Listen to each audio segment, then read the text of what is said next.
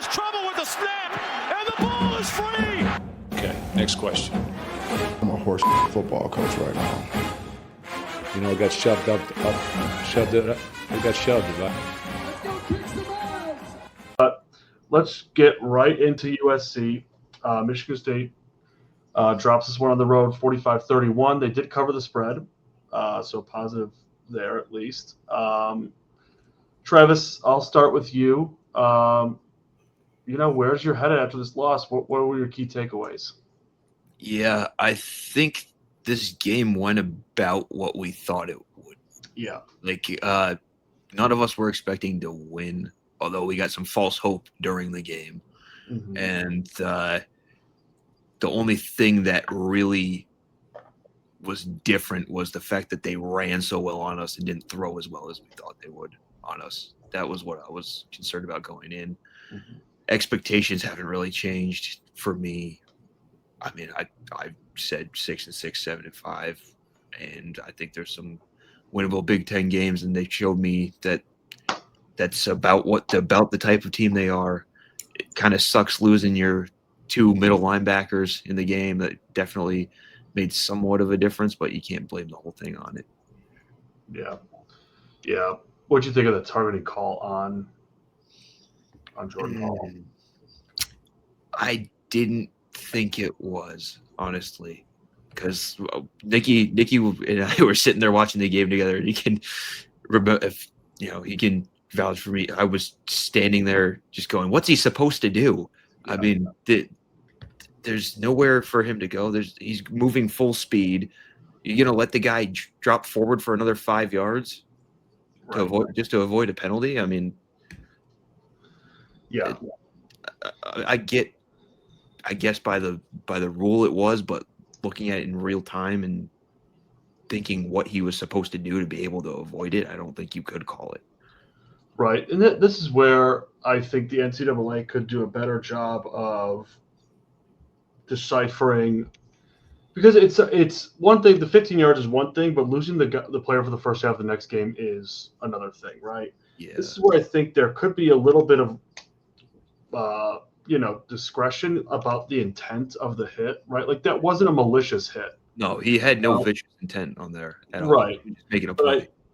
But like if someone pulled up the rule and put it on the screen while you're watching it, you would go, okay, yeah, that was targeting. But like, he didn't seek to hit him with his helmet. Yeah. That's just how the play kind of happened. Yeah. There's different degrees to it for sure. Yeah. And it's stupid losing the player for the rest of the game with a play like that. I would get it if he like knocked a quarterback out for a season going helmet to helmet or something like that. Yeah. Launching himself at it. That is textbook targeting and suspension and whatever you want to call it. But right. And that's where I would like to see play is where I don't want to see it. Yeah, and that's where I would like to see a little emotion from Jonathan Smith. I guess to his counterpoint would be like, look, that's just the rule. We got the short end of the stick there, but like I want to see him get in a ref's face. Like, there's no reason we should have lost Jordan Hall for the rest of the game and the first half of the next game, because well, it's not that because it happened in the first half. It's just that game. Oh, he's not out the next game. Yeah. Okay. Well, that's nice. Okay, that's what I thought. I was going to say, wait. Yeah. No. I wasn't sure. Actually, I really wasn't sure when it happened. But, that's good news. Good news for me. Nikki, what about defensive player too? Yeah. Just so. Yeah. Nikki, where are you at this one? I mean, for the targeting call, I don't really care. I mean, kind of like you said, it's the rule. Like, sometimes it gives, sometimes it takes. They should change it, but until they change it, what's the point of even complaining about it? And I mean, we wouldn't have won. About the whole loss in general, I'm not that upset about the loss. Just because that's what I expected. I actually thought we played better than I expected. All I wanted was a 7-point game going into the fourth quarter, which I thought there was no way that was going to happen, and that's what we got. Yeah. So we had our chances. It was. Yeah. I mean, we had that. We had them. We were down 7. Had them 3rd and 3. Had them all bottled up, and then I think it was LaFelle kind of made an inside route and left Maava open for leak out at the back of the pocket and pick up the first down. Otherwise, we Yeah. had it stopped. Yeah, if we were playing two-hand touch, that would have been a great play. Yeah. Like, I'm with you guys. Like, before the game, I think we pretty much all had a very close to projected score. It's not like anything surprised me. So from that aspect, I'm not like totally upset that we lost. I think what's making it worse is that we had our chances. There was a way to have won that game. But the defense is just so non-existent. And I think that that's what's like really killing me moving forward is like, we can't stop. We couldn't stop the running nose. Like they were 8 for 12 on third down. Honestly, like teams should just knee the ball twice and let it be third down. Like they're going to pick it up. Like there is no resistance from our defense. And the offense was fine. I mean, the offense put up 31 points. If they put up 31 points a game for the next 8 games, they're going to be in a lot of games. I guess Should be. Yeah. But the defense there's no resistance. I mean, it's like, and I get there were injuries and all that, but I mean, this is like the opposite of the last few D'Antonio years where we had a really good defense that was going to keep us in a lot of games. Like now we just have an offense that we just hope can score more than the other team does because the defense is terrible.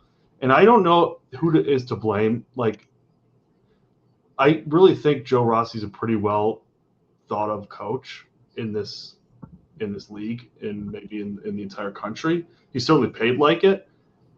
I just don't know if he's cooking with bad groceries or if the scheme is bad, but like there's no hope for this defense to get better. I think they are what they are. Yeah. One thing that's interesting to me, and I don't know, I mean, I was kind of drunk during the second half of the game, but it kind of felt like, because we had all those injuries, it felt like there was no real fall off when that's true. Like when the younger guys went in. Like there were some missed tackles and not as good communication, but like skill wise, it didn't seem like it. Like it was just sucky. Like it was just it didn't matter who was playing. It was just sucky. Yeah, and that's what I hate. Like with the offense, it's not perfect. We know things that can get better, but like you can't even point to anything with the defense. It's just how it's been the past 5 years. Just suckage. It's everything. Yeah, there's no pressure on the quarterback. They had 0 sacks. They had 0 tackles for loss. You touched on it earlier. They could not stop the run. Oh, yeah. USC 89 yards. It was like, look at the menu. What do you want on this play? You want to run? You want to pass? You want play action? They passed for 234 yards. They ran for 289 yards. I mean, they had whatever they wanted, and we were just giving it. They were taking it, and we were happily giving it to them. I'm like at a loss for words because it's not likely that the offense can just sustain a 31 point per game pace. I mean, you can't just rely on that. Like we're going to have to find ways to stop people. And I don't know that we can. Yeah. I don't have faith in it. I was just glad, like I said, that it was the running game that did us. Not glad, but glad that it wasn't, a 600-yard passing game. Because that was what I was mostly concerned about on there. But I don't have answers for any of this defense. It's the same. I mean, I guess the positive would be Kike Burnett, or however you say his name, finally got into the field and he looked pretty good compared to it. But yeah, see, I would honestly, if we could stop the run and we gave up a bunch of yards passing, I would feel a little bit better because at least we could stop something. Yeah, and you would think with those D tackles in there would be able to stop something. And the way they stopped the run the first couple games. Yeah. But one note I had on the offensive side of the ball, Nick Marsh, 2 catches for 28 yards. And I didn't watch the game close enough to know were they just taking him away. I didn't hear John Smith say anything about, pitch count or anything because of the injury, but I know he was coming in a little injured. He did say he was not 100%, and I saw like people saying it seemed like they were kind of like he was kind of hurt. So yeah, it didn't seem like they gave him as many targets as you would think they normally would. Right. Yeah. The ball wasn't really going his way. Yeah. So that was something that was pretty surprising to me. I mean, they struggled on the offensive line at times too. Still, and Childs. I don't think Childs was running for his life as much as he has been, but it still wasn't, totally able to sit back there comfortably. And you had that one run play where they just, I think it was Big Dooley, just got absolutely ass whipped. I mean, they dove right through him and made the play before the handoff was even being made. Yeah, Like, I know exactly what you're talking about. Forgot about that one. Yeah, that was and then your point that you've been making every week, Willie, with Brandon Tullis and pass pro. He missed quite a few this week. I just think he's not good. It's not a communication thing. It's not us, just getting beat in certain plays. He's just not good at it. Yeah. Luckily, Frazier's pretty good at it. And but one thing too, and honestly, I think I have no problem with the offensive line because we knew they weren't going to be perfect. I think they're still pretty decent. They got better as the game went on too. Yeah, about that because Ramil got hurt and went out of the game. I thought Rustin Young actually looked pretty decent. Rustin Young looked really good when he was in. Yeah, he should get some more looks. Honestly, did we get an update on Stan Rammel? I think it was a leg injury. I think he's fine. From what?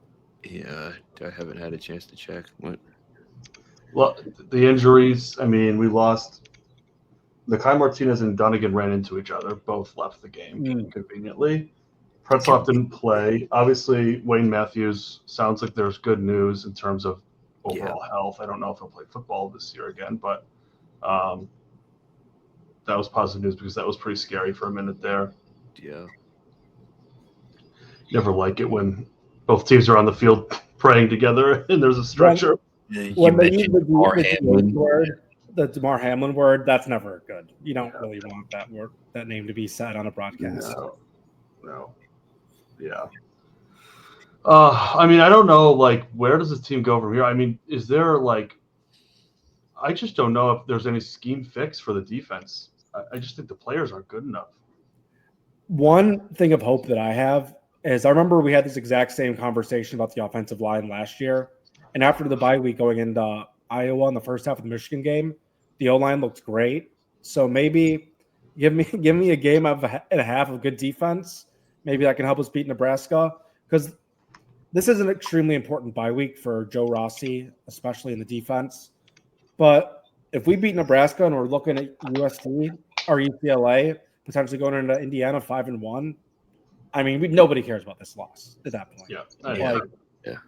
But hey, that also is very predicated on all those problems that we have. I hope those go away. Yeah, they have to beat Nebraska. I think. I think the season depends on it. Honestly. Yeah. I think you have to win the next two because Indiana is a loss. Holy shit! I can't believe what they did to Illinois. Yeah, I couldn't believe it. I was not believing in Indiana, and hand up, I was wrong. Me neither. 2 years in a row. We were an anti-Signetti podcast. I still am. Yeah. Oh, I hate him. I hate him. Never said we weren't. Yeah. There's a sick part of me that kind of wants him to go to Michigan just because I hate him so much. I just hate that they just play 3 absolute garbage non-conference games. But then if you're going to come out and beat a ranked team 63-10 or whatever it was, I don't really think it matters too much. Yeah, especially when you're the lower ranked team. Yeah. Hopefully Illinois just isn't that good, but I'm really nervous about Saturday being a please don't look at the USC score kind of game. Yeah. Illinois. Could be. I mean, if the trend continues.